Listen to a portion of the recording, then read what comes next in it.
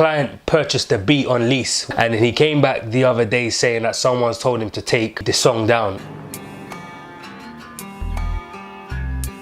This person was a publishing company that bought 15 exclusive beats from me about a year ago. So they have every right to tell him to take it down because he only owns the lease. So there's a little bit of confusion because he was like, you know, I own the lease, so I know I paid my money, XYZ. So I'm gonna let Curtis King explain to you exactly what happens when you as a rapper, you purchase a beat lease and then the person with the exclusive tries to tell you to take it down. Rappers and producers, it doesn't matter what end of the spectrum you're on, this is important information that you both should know.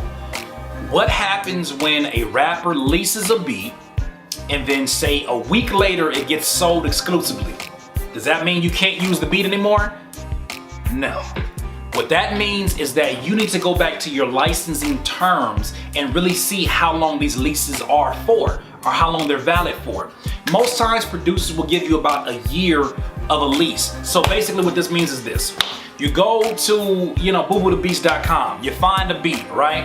And then that beat is 30 bucks to lease it, and it says the duration of this lease is for a year, okay? You get the beat, somebody buys that beat exclusively, it's okay. You are still entitled to your license terms. You know, that's something else too. You wanna make sure the producer actually has leasing terms so that you're able to still utilize this song. But once you look at the leasing terms and the license term says, look, you got this for a year, you still got it for a year.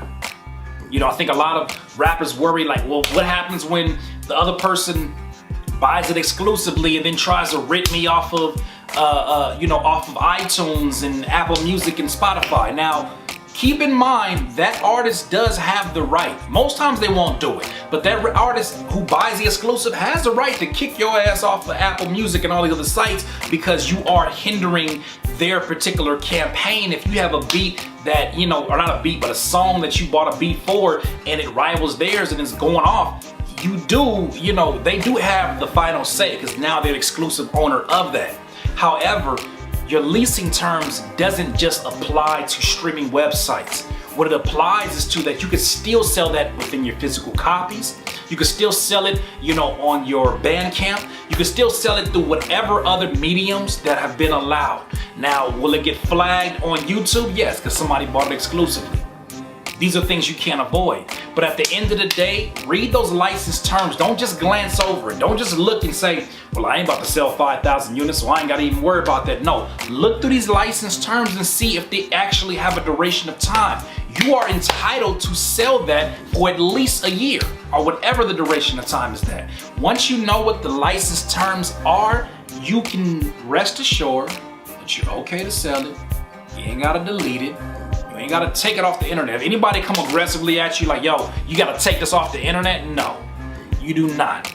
Because part of your license agreement is that. That's why sometimes, I didn't understand it at first, why people were asking me for contracts for their licenses. Now I understood it.